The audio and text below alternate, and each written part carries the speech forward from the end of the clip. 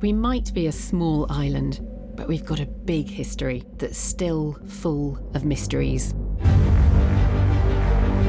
So every year, hundreds of archaeologists go out hunting for clues to our forgotten past. I have never seen anything like that. In 2016, their discoveries have been more exciting than ever. It's all happening now. You little devil, Johan! Yeah. In this episode, Digging for Britain showcases the very best of them from the West. Each excavation was filmed as it happened by the archaeologists themselves.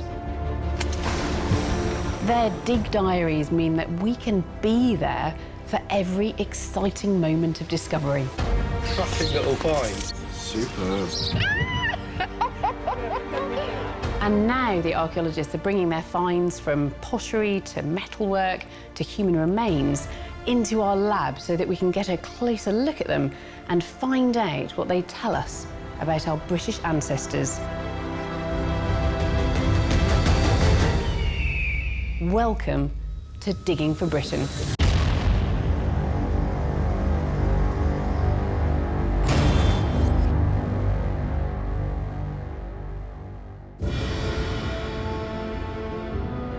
In this episode, we're joining archaeologists in the West as they make discoveries that will transform the history of Britain. On Jersey, a 2,000-year-old hoard of hidden treasure It's heavy. reveals the terror of the Roman invasion.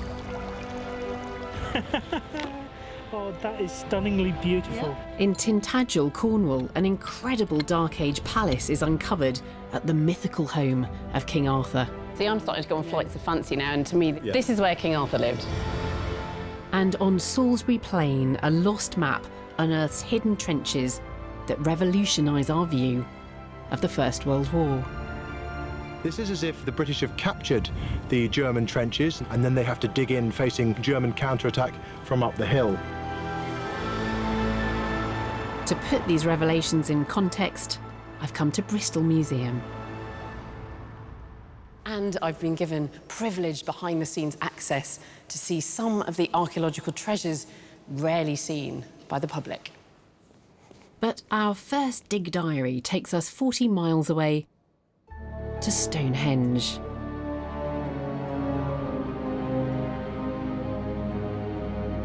"3,000 years ago, our ancestors built Stonehenge as a site of ceremony and ritual west of the River Avon. In recent years, archaeologists have come to believe that Stonehenge is just part of a vast sacred landscape full of monuments.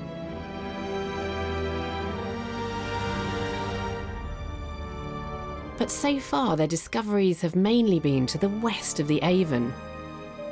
What lies to the east has largely been a mystery, until this year, when a team from Wessex Archaeology started digging at Bulford. At Bulford, just 3 miles away from Stonehenge, the discoveries were not only unexpected, they were unique, and they're helping to write a whole new chapter in the history of this archaeologically rich landscape. Shiv this out a bit. Phil Harding leads the team. Hi, this is Phil Harding. I'm talking to you on the edge of Salisbury Plain, about 3 miles east of Stonehenge. That's in that direction there. And I'm working on a site here. We've been working here since, just before Christmas now. And this is really quite an exciting site. Come and have a look.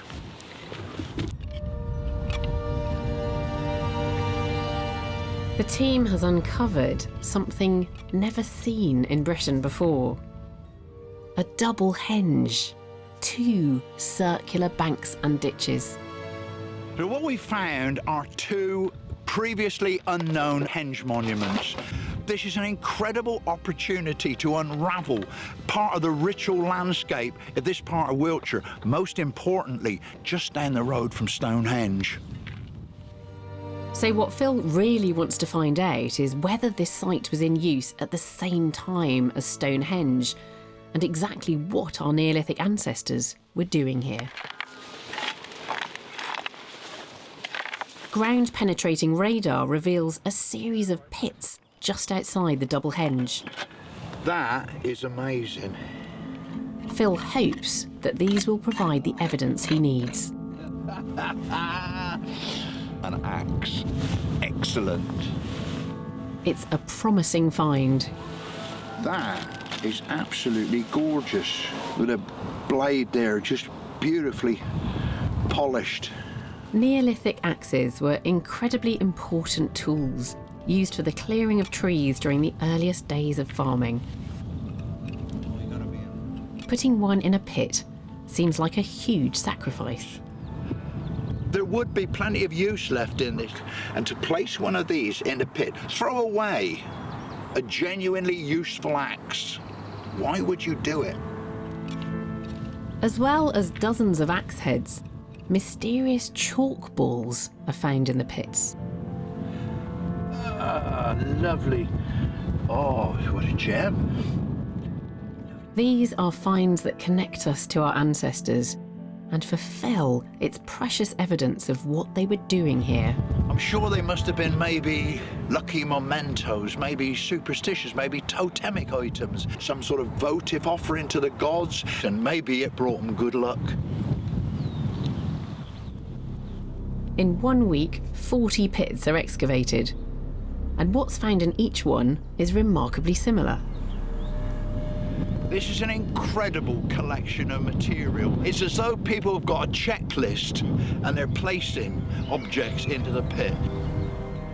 These are such enigmatic clues, glimpses of the rituals being carried out at the double henge. Didn't want to come. But some of the pits contain something rather different. Now, that is what I call a bone. It's from an aurochs, God, look at the size of it. a giant prehistoric cow. The aurochs was not on the average Friday night takeaway menu. I think what we are really looking at is festive, feasting, celebrations. Who knows, it might be seasonal, it might be marriage, it could be any other things. But what it is not is your day-to-day rubbish. This seems then to be a ritual site where our ancestors held religious feasts. But can Phil be sure that it's contemporary with Stonehenge? Can we prove that these ring ditches is of the same date as our Neolithic pits? If we can do that, then we actually find an incredible ritual complex of the same date as maybe Stonehenge. The team digs a trench across the double henge, looking for evidence that will give them a date. Phil, look at that. What you got there then? Pot? Yeah, that's a decoration. Ah! That is! Yeah. I swear that is. That's decorated. You little devil, Johan. It's a fragment of pottery. Well, I'm getting really, really excited about this because it looks like it is decorated. You can see there's a bit of a ridge there and a bit of a ridge there, and these grooves. And I think that that is the best indicator that we've got of grooved ware, which is the typical late Neolithic pottery. That is what we want to find. Grooved ware pottery like this dates from the same period as Stonehenge, so it strongly suggests that this double henge was in use at the same time. I've invited Phil to come into our lab with some of his finds to give me a fuller picture as to what our ancestors were really up to at this unique site. They are places where people are gathering together and feasting, and they have to be ceremonial monuments. So these very strange balls, I mean, what are those about? These are made out of chalk. What you'll notice in some places, you look at that, you can see the actual manufacturing traces. Now, chalk is a very soft rock. If you start beating it about too much, you will wear those manufacturing traces away. So I think that they are ritual material, being made for some function, and then they are then being placed in the pit. those spheres, those balls are special. Now, what about the stone tools then? So these were coming out of the pits as well. Axes. Axes were incredibly powerful objects to them. They're almost symbolic offerings to show their wealth, their status, their power, because the material that is in the pits is the refuse, if you like, from people who are carrying out the ceremonies in our henge-type monuments. This completely unexpected discovery reveals a significant ritual site where Neolithic people gathered for ceremonies and feasting. By the time you've done all your post-excavation work on this, what are you going to add to our understanding of the Stonehenge landscape? The people at my site would probably have witnessed the construction of Stonehenge. They're just a few miles away. And what we've now done is we're moving our knowledge from the west bank of the River Avon and showing that equally as important is life on the east bank. And it just blows me over. I mean, I'm just absolutely...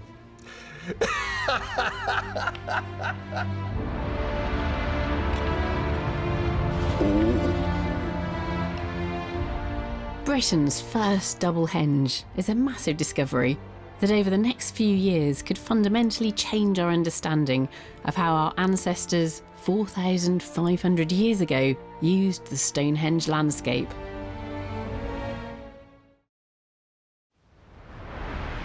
Our next excavation also takes place on Salisbury Plain, just 5 miles away from Stonehenge. But the story it's revealing is very different and took place just 100 years ago. 2016 was the 100th anniversary of the Battle of the Somme, the bloodiest battle in the history of the British Army, with 60,000 casualties on the first day alone. Those that led the campaign have been widely criticised for the way the battle was fought, for the inexperience and inadequate training of the soldiers. But does archaeology support that perception that the young men of Britain were sent to the Western Front like lambs to the slaughter?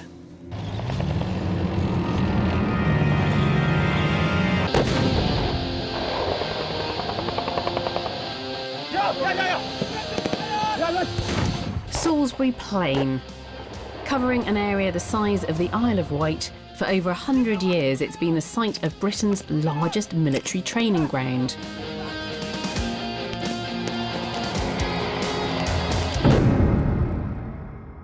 During World War I, thousands of soldiers came here in preparation for fighting in the trenches of northern France. However, it's often thought that this training was too short and inadequate.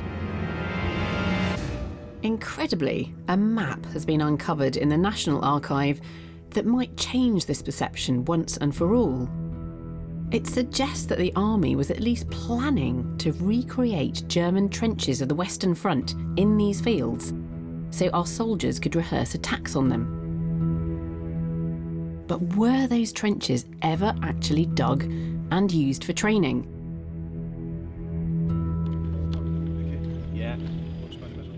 Military archaeologist Richard Osgood has come to investigate. To get a map of where they've sited these practice trenches is really unusual. You've got individual notifications on the map, so an S is a shelter. MG, you might have guessed, is a machine gun position. To get all that together is really a huge opportunity. But nonetheless, the map tells you about what they're meant to do. It doesn't tell you what actually does happen. Maybe this map was schematic, maybe it's not what's dug. Our job here over the next couple of weeks is really to see what's left under the ground, and the ideal would be to get architecture from trenches and evidence for the lives of the people that were here 100 years ago.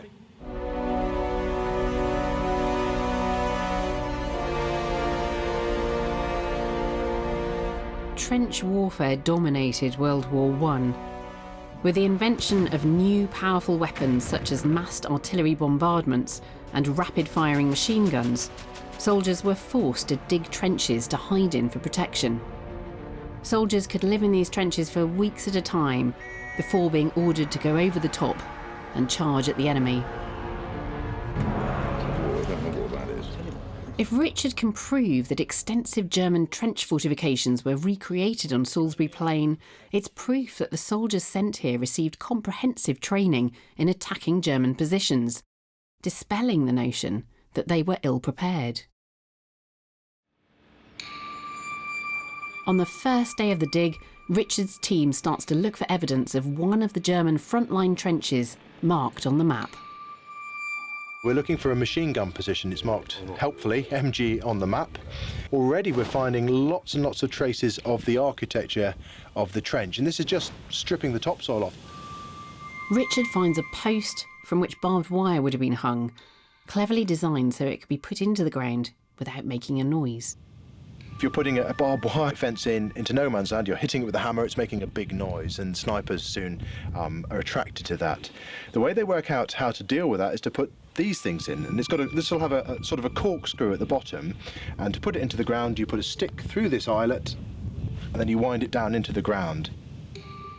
And a few metres away they find the barbed wire that it would have supported. You know, you look at the obstacle of that. Imagine having that in front of the feature you're trying to take. It's a real impediment. Then, just behind where the barbed wire was found, they discover what they've been looking for. A section of a front-line German trench.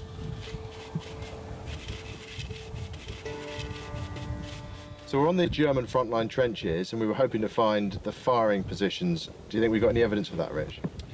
We've got some really good evidence. We've got what we've identified now as a fire step. So a fire step is what lets you stand up out of the trench. So when you need to fire, you can get up, you can fire over the top, and then when you finish, you can get down into the relative safety of that extra 1.5 foot worth of soil.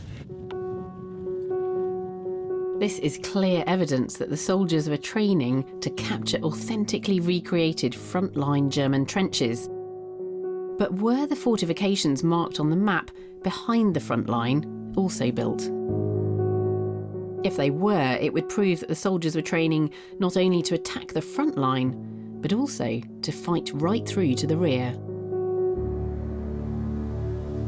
Okay, so we've got this really interesting shelter, and importantly we've got the corrugated iron roof that covered the shelter. We've got this little step here, which is probably some sort of seating arrangement so that with the roof above people could sit underneath. Shelters like these would have offered some protection from the elements, as well as from the shrapnel of artillery bombardments. Even more interesting is at the very bottom we've got all this trample, which actually shows where the troops would have been walking during the time of using these trenches. The trample floor isn't the only evidence that these trenches weren't just for show, but were used by large numbers of soldiers. What we're looking at, is it a latrine or not? It is a latrine. For you, it's more of a urinal rather than a proper toilet. We know that because of the yellow sandy-like material at the bottom. That's put very politely. Richard is now excavating trenches even further back from the front line, and here he finds evidence of how soldiers were trained to continue the battle once the German trenches had been captured. There's a shelf facing up the hill in each of these little slots. This is as if the British have captured the German trenches and they've worked their way through the German front line, they've got through the reserve and support lines, and then they have to dig in facing the presumed German counterattack from up the hill. It's evidence that major battle simulations were taking place here. After 2 weeks, they've uncovered an extensive network of trenches, shelters and machine gun positions, a faithful recreation of what soldiers could expect to encounter on battlefields like the Somme. They utilised the high ground over there, they utilised the high ground in front of me, and the hillside behind me. And this is just the German positions. This is hectares and hectares. It's a vast training landscape. It's incredible that this map had been lost, and without it we wouldn't have had a clue that so much effort had been made in recreating such an amazingly huge trench system. Richard's discovery on the ground changes World War I history and the view that soldiers were poorly trained before being sent to war.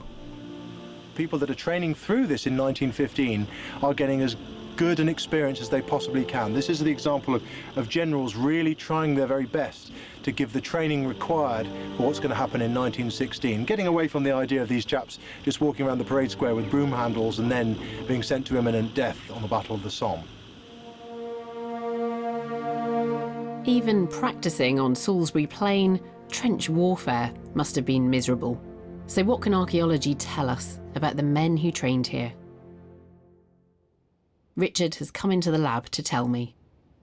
And you've got some of the artefacts here as well. Yeah, we do. This is all about morale in many ways. You can be bored in the trenches and wet and miserable, and the one thing you want to do if you're sitting there cold and tired is have a brew. And that tin over there, that's a tin of condensed milk. Right. And the soldiers bayoneted it. Yeah. You can imagine them sitting there in the trench, need a brew, and you pour that, the condensed milk in, chuck the tin away. And that's, I think that's lovely. That's all about keeping sane, frankly. The other thing you've got connected with that sort of thing is that thing. I'm really pleased this was empty and we didn't damage it in opening it, because that's a tin of sardines. You can imagine what that would have been like 100 years on if we'd opened it. Yeah. But again, having things like tins of fish, cups of tea, will make these practice trenches not seem quite so bad as they might otherwise. They're not under fire from the Germans here, but nonetheless, they've got the same sort of misery of existence, and that's the sort of thing that's critical to get into the training. And what's this? This has got some writing on it. You can see Liverpool reg on it. It's part of the King's Liverpool Regiment. You think of the famous Kitchener poster in 1914, the big recruitment one. It's these guys, recruited in 1914, but we had no idea that they were pretty certainly here, training for what became the Battle of the Somme, and they've left that carving behind. So they've just carved that in a lump of chalk. Bored soldier carving their regiment into this thing, and then it ends up in the bottom of the trench. But a fantastic record they were there. Oh, it's lovely. And we didn't know they were there. That's why archaeology is brilliant, because that links you to the people, and that's what's so crucial, that you get back to those individual stories of those guys that were here in the First War. After that training experience, they then go through into this very famous first day of the Battle of the Somme, and for them, it goes pretty well. They take relatively... Yeah, because there are thousands and thousands famous of figure of casualties. 60,000 casualties on the first day. But for the Liverpool Pals, they fight alongside the French on the right-hand side of the British attack, and they take all their objectives and they take relatively few casualties. And that's not the story you get when you think of the Battle of the Somme. Despite the extensive training that Richard has shown these soldiers received, training wasn't enough.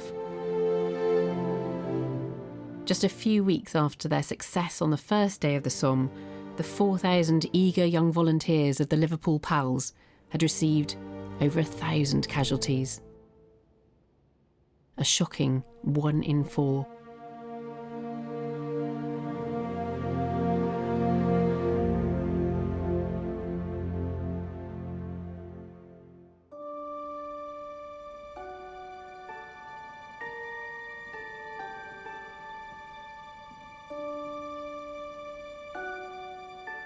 This is one of Bristol Museum's greatest treasures, the Thornbury Hoard. It consists of 11,460 coins, and it was buried in the 4th century AD, just as the Roman army was withdrawing from Britain. But actually, this pales into insignificance beside a recently discovered hoard, one of the largest ever found, this time dating to the 1st century BC, when Britain was on the cusp of being assimilated into the Roman Empire. The island of Jersey. In 2012, 2 metal detectorists found a massive hoard of 2,000-year-old coins in a potato field. Jersey heritage painstakingly excavated. It was the world's biggest discovery of Iron Age coins ever.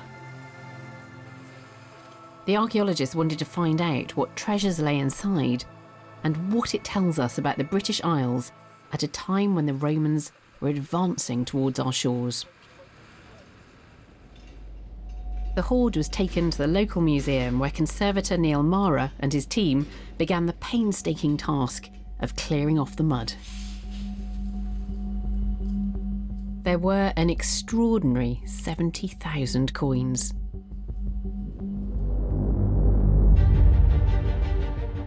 And more treasure lay hidden within.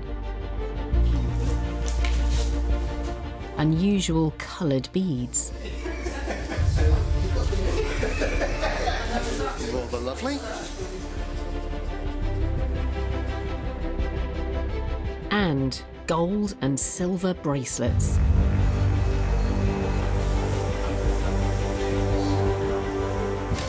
This has been much more complicated than expected. We're lifting one piece at a time out, but everything is interlinked and fitted around each other. Haha, success. It's a piece of silver wire, probably from jewellery, just cut up and essentially just scrap metal now.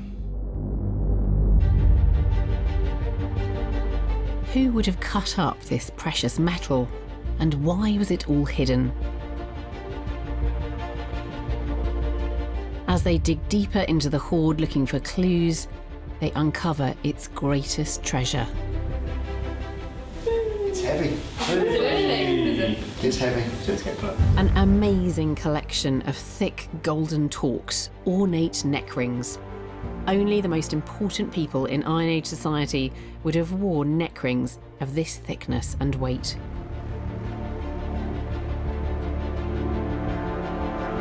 After 2,000 years in the ground, it's taken Neil 4 years carefully picking it apart to reveal its contents. We've now removed 50,000 coins, so we're, we think, 5/7 of the way in. About 20,000 coins left, and you can see there are still a few things outstanding. With so much of the hoard now revealed, Neil has made some startling revelations. Well, it's the biggest coin hoard of its kind in the world. We know which tribe actually made it because the coins that have already come off and we've cleaned are of a type we've seen before from the Coriosolite tribe, with a head on one side and a very, very abstract horse on the other. The Coriosolite were an Iron Age tribe of Celts that inhabited part of what is now Brittany in France. So why did they bury this vast treasure on Jersey? Neil has come into the lab with some of this amazing treasure to tell me. Neil, let's be clear about this. This is an absolutely enormous hoard, isn't it? It is. I mean, it's got the stage now where in this hoard we've got more coins of this period than have been found in France at all. In the whole of France? Yeah, and as we've gone through, we found more and more apart from the coins. Talks were the big surprise for us. I mean, this is one of 8 complete ones that we have.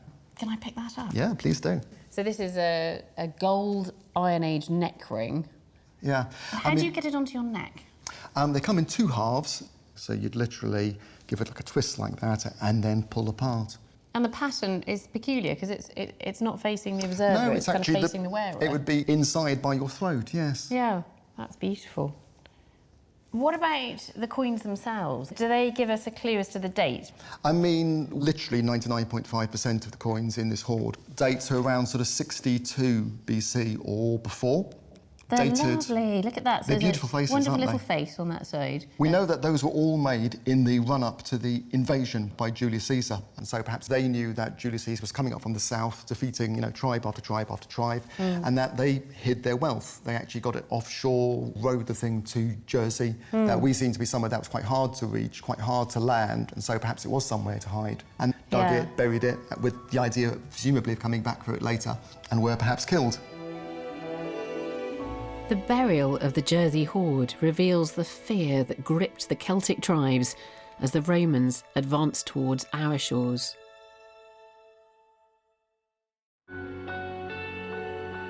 But conversely, the Thornbury hoard at Bristol Museum dates from a time when, 300 years later, the Romans were in retreat, showing us that the collapse of empire could be equally tumultuous. The Thornbury hoard that's on display upstairs is just a small portion of the 11,460 Roman coins that were discovered. And so I've come down here to the stores to look more closely at some of those coins and find out more about the hoard. How was it discovered? It was discovered by a man who was digging a fish pond in his back garden. So he found the remains of a pot with over 11,500 coins inside. All of a similar type, all of a similar period. These coins act as a history of the Roman Empire. Virtually all the coins are Constantinian, so Constantine, the emperor that's associated with enabling Christianity to be worshipped across the empire. And founding Constantinople. And founding Constantinople. So you get two types of coins. So you get one coin in this hoard which hark back to the foundation of Rome. Ah, that's beautiful. So we've got a little wolf with Romulus and Remus underneath. That's a gorgeous coin. Look at that. And then there's a female personification of the new empire's capital, which is Constantinople, and that is Constantinopolis. The coins are also evidence of the empire's decline. By this time, the coinage has become very debased. There's very little silver content, and virtually everything is made out of copper alloy, and also not quite as well modelled. So the coins are being literally debased. They are getting smaller. Is this a sign of a crumbling economy then as Rome goes into decline? Yes, they're debasing everything. So where were these minted then? Are they British coins in origin? None of the ones that I've seen are actually from Britain. We know that because they have little marks on the bottoms of them. We've done a sort of, it's almost like an airline map of where these things have come from, and the furthest one that we've found is Antioch in Turkey, and we've got things from Thessalonica, but also Croatia. As part of the empire, Roman Britain was connected with diverse people and cultures across Europe and beyond, and this was also a period of relative peace. But when the empire crumbled, it must have been a difficult and even frightening experience for many people. And why on earth was this volume of coins buried? That's the $64,000 question, because we have no idea. This was a troubled time, wasn't it? So, I mean, I suppose there are numerous different reasons that somebody could be burying money in the ground. They could. They could be trying to hide it. It could be effectively banking it. And you kept it and you hid it from anybody. You didn't want to have it, and that might be somebody you thought was coming to raid. And clearly we have no idea why nobody collected it. By the 4th century AD, the Romans were pulling out of Britain, and whoever buried these coins never came back for them. Britain was plunged into a period of uncertainty for the next 600 years, sometimes known as the Dark Ages. Our next excavation provides brand new and very strange clues as to how our ancestors made sense of this upheaval. For archaeologists, burial sites can offer precious clues as to how our ancestors lived and died, but sometimes they also provide us with surprising insights into what seem to us today to be bizarre beliefs and strange rituals long since forgotten.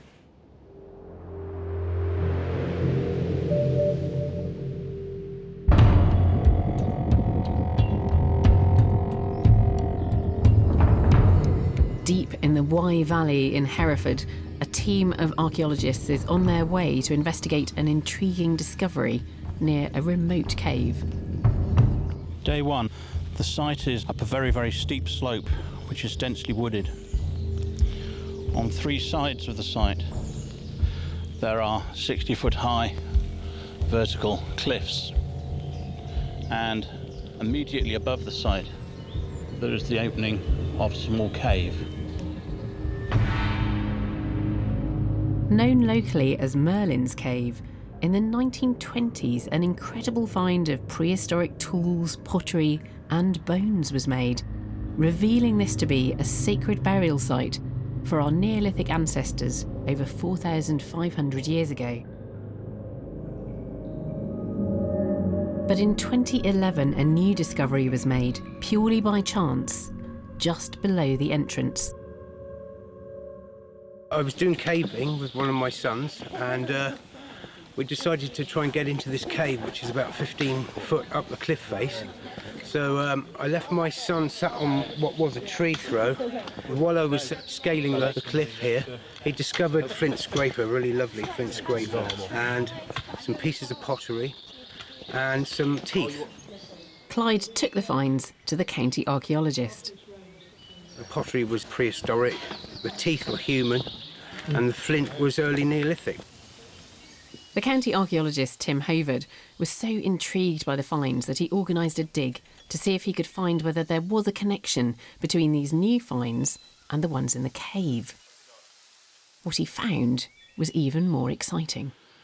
We found 2 human skeletons laid out under 2 of the tree throws. We carbon dated them to about 600 AD. This was shocking. Tim had expected to find Neolithic skeletons, but these were Dark Age skeletons from the 7th century AD, and they were lying outside a prehistoric burial site. But with such a huge time difference, surely there couldn't be a connection. Then the next piece of evidence emerged. One of the burials had bones deposited with it, dated to the Bronze Age from the cave, so 12, 13, 1400 years older than the burial. The prehistoric human bones seem to have been deliberately placed in the later graves. Whoever buried these men clearly knew about the earlier burials inside the cave. So what we wanted to know was who these people were and why they were involved with the burial in the cave. We know that they were doing something very strange, very different. Are these 2 men the only ones buried here, or are they part of something much bigger? This year, another dig was organised to find out. It's a very unusual place to find people being buried. We're on a very steep hillside. The soil isn't very deep. It's actually quite hard to make a grave that's deep enough to bury a body. Now, the reason we've come back here to do further investigations is to try and determine the extent of this burial activity. Do we only have 2 burials, or is it actually a small cemetery? A trench is dug a short distance from where the 2 burials were found. After 2 days of digging, they start to get results. Just found a human bone which is projecting out of the side of the section of the trench. It's a fragment of a large human femur, and we're further to the south of where the previous 2 burials are, and it's giving us an idea that the extent of this burial area is considerably larger than we'd seen previously.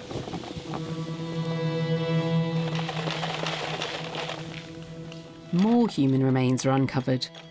We've just found this, which is a human tooth. It's actually a human canine, an adult tooth. And then a little bit of bone, which is just from the path. Now we're finding remains of other skeletons, including the thigh bone of a newborn child. Now, up to now, all of the bones found from these burials have been of adults, but now we're finding evidence that even very young infants are being buried at this site. Analysis shows that these date from the same period as the skeletons first found beneath the cave entrance. It's evidence that the team has uncovered the burial ground of a Dark Age community. It's an incredibly strange discovery.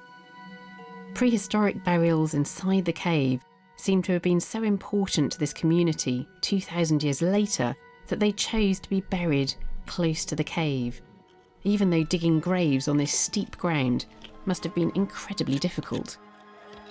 And another discovery is made, evidence that these people are also being buried, along with bones from inside the cave.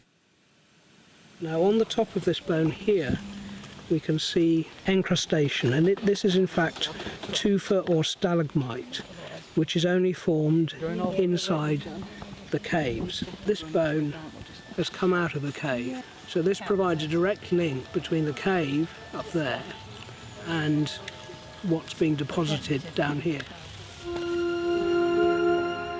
The team from Manchester University have discovered not only a forgotten burial ground, but a strange funerary ritual that's been lost for 1400 years.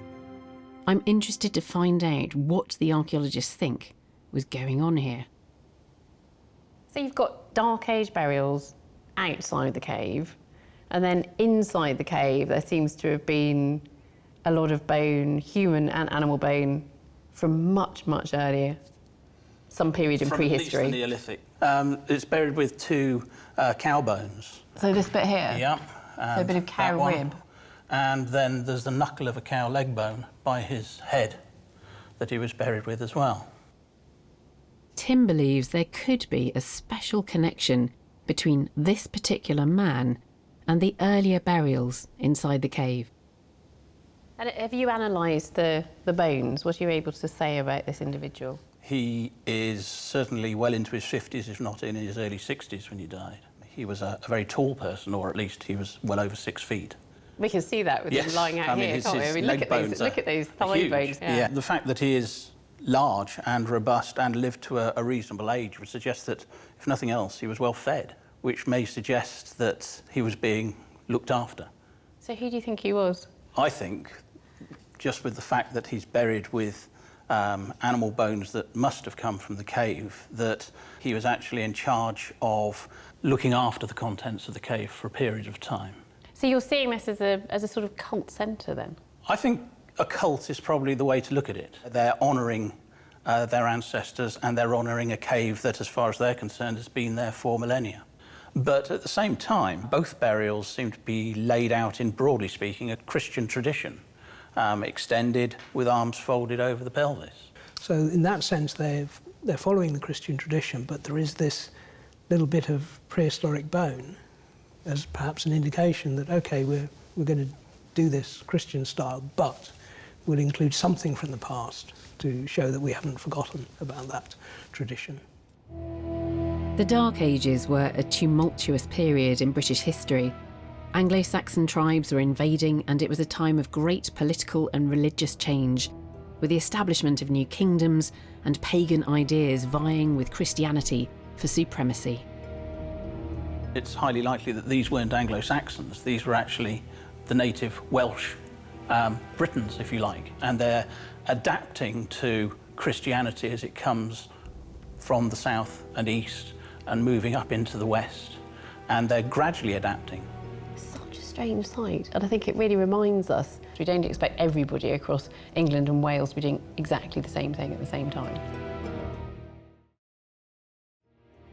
The community at Merlin's cave reached back into their past, combining burial practice with what seems to be an ancestor cult, and perhaps that provided them with much-needed reassurance during such an uncertain period in our history.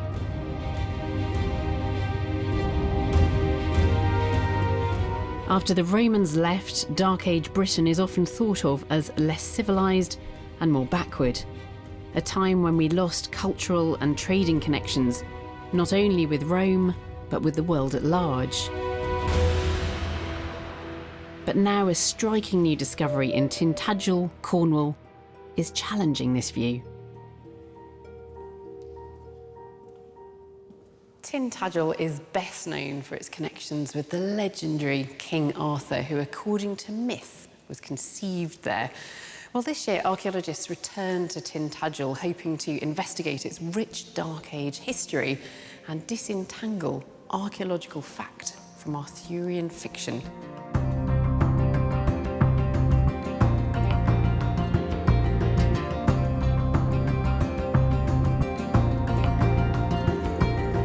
The castle remains that you can see on Tintagel today date from the medieval period, but archaeological remains from around 600 AD, found on previous excavations, suggest that there was once a large Dark Age settlement here.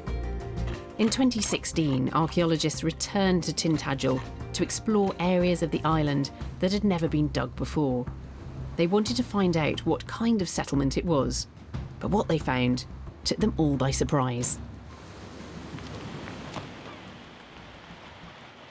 Day one of the Dig Diary, and today we've started excavating on the eastern terrace just here and over behind the castle on the southern terrace. We've opened up 4 trenches, and that's where we're hoping to find what we used to call Dark Age buildings, or buildings that belong to the 5th and 6th century.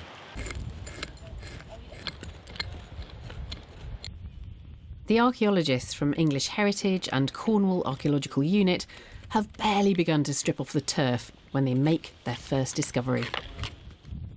We've got this possible floor layer of paving. Evidence for the construction of terraces. What it looks like is that we have 3 distinct flat terraces with slopes between at the moment, which we hope when we take some material away we'll find some nice walls. Disappointingly, further digging reveals no traces of buildings. Maybe there are some terraces which are being used for small enclosures, maybe as cultivation plots rather than for buildings. But who were these cultivation plots for? On the south side of the island, they make an extraordinary discovery. We have 3 terraces, this being the substantial wall at the southern end and leading to another wall, presumably for a building, and that leads nicely to a set of steps, and they lead neatly through part of the top building. So we think this is the building, nice level floor and steps up to it. This is their first big breakthrough. Massive 1 metre thick rock walls are revealed. Never before has such a solid Dark Age building been discovered in Britain. Substantial build to top and top end. But what is this building?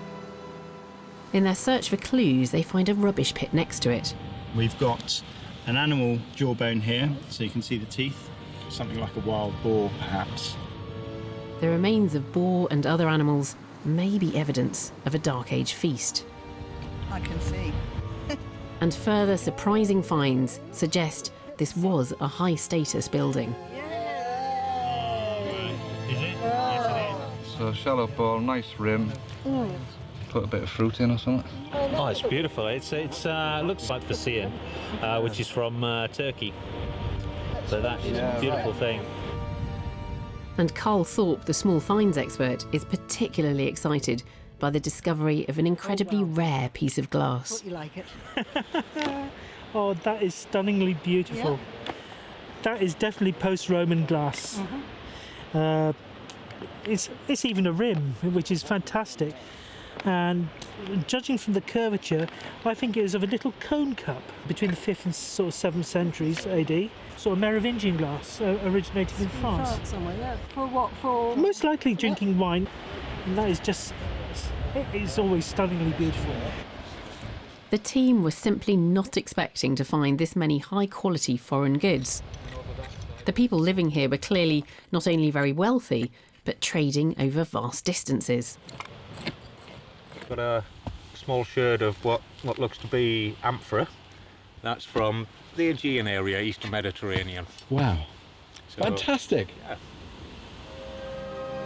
By day 12, the team has unearthed the foundations of a building 11 metres long and 4 metres wide. They're convinced that the people who lived here must have had immense wealth and power. I don't think that anything like this has been found before. So there was some surprised faces, and lo and behold, it's gone on and on. So this might be the style for the whole precinct of buildings on the southern side. Substantial walls will hold up substantial roofs. So, yeah, it's all good. Very exciting. Further excavations throughout the rest of the summer revealed that this was just part of a large complex covering much of Tintagel.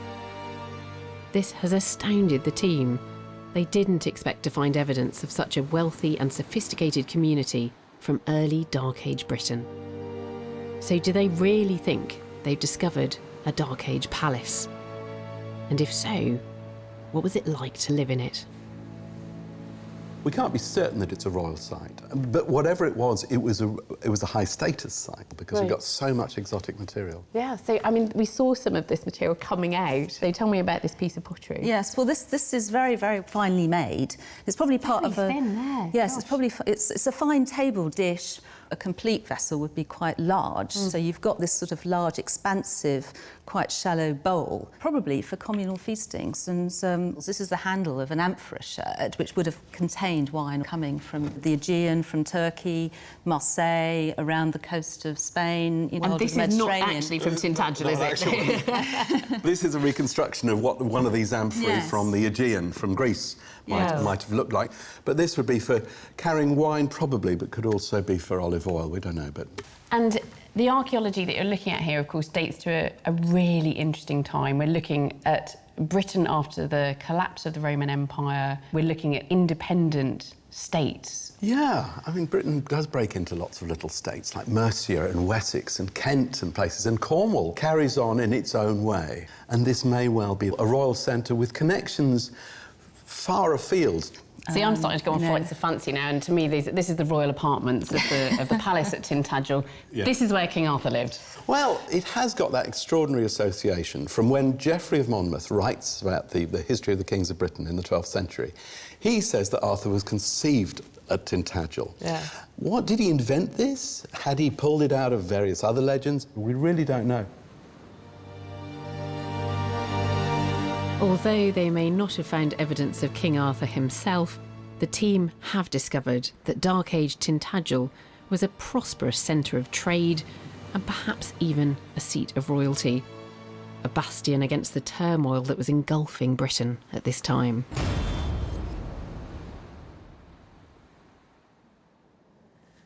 In the past, infant mortality rates were much, much higher than they are today. In the Dark Ages, it's thought that perhaps half of all children didn't make it to adulthood. And yet, when you look at cemeteries from the period, there just don't seem to be enough juvenile and infant burials. So were the burial rites for children different to those for adults? It's certainly possible. And archaeologists in South Wales have been making some intriguing discoveries.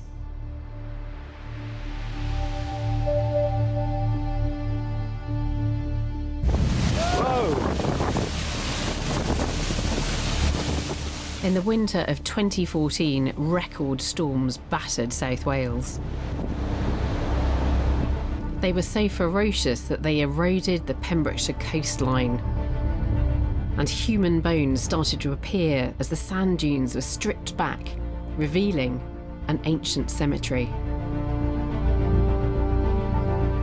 These skeletons may contain precious clues about our past. So for the last 3 years, a team from Dyfed Archaeology has been trying to save what they can from this now dangerously exposed site. This is classic rescue archaeology, and absolutely you can see here that the threat is obvious and happening, and we're just dealing with it. It's day 3 of this year's dig, and they are beginning to excavate the Dark Age layers from the 7th to the 9th centuries AD. One burial emerges that is incredibly unusual and entirely different to anything they've seen so far. So it seems to be a woman buried with a baby in the crook of her arms. That's right. That's incredible. Yeah. That's the baby's head, yeah. Skull there. Pelvis in this area. Okay. Here's the mother's left arm. Finding an infant burial from this time is extremely rare. Tiny bones tend to decompose quickly in many cemeteries. But here, the infant bones are perfectly preserved by the coastal sand. Ken, do you want to tell me what you're drawing? It's a kiss grave containing the remains of what looks like an infant. An infant kiss grave. Newborn, probably. Or Yeah. even a perinatal, very small child you see from the length of it. Yeah. And incredibly, other infant burials soon begin to emerge. It's rare to find this quantity of infants in a communal cemetery. Doesn't matter what date it's from, they are rare to find. Here we've got a large number of them because the preservation in the sand has been so good for skeletal remains. By week 3, they've found an incredible 20 infant graves, a sobering reminder of infant mortality rates at this time, and an intimate insight into how parents felt about losing so many young children at such an early age 1400 years ago. So what we've got here is a really rather nice bone pin, possibly a shroud pin. And some of the burials that we've had here, you can see from the position of the skeleton, the feet particularly, that these people look like they were wrapped in shrouds when they were buried. There was one absolutely tiny little infant. I actually excavated it myself. Its legs were actually crossed at the ankles, so again it suggests it was wrapped before being placed in the ground. This pin would have been used to carefully secure the shroud around this dead child before it was placed in its grave.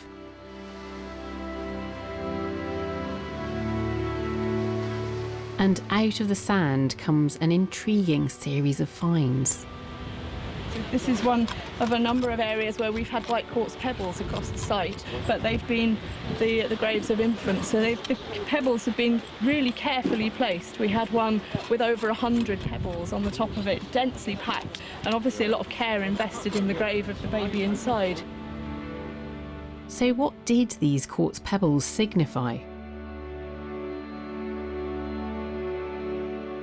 DIG co-director Marion Shiner and osteologist Katie Hemmer have come into the lab to tell me about their discoveries and what they tell us about the attitude of Dark Age parents to the deaths of their children. We don't know the purpose of the quartz pebbles. They're found in mortuary contexts from the prehistoric period onward, and they're found at other early medieval Welsh cemeteries.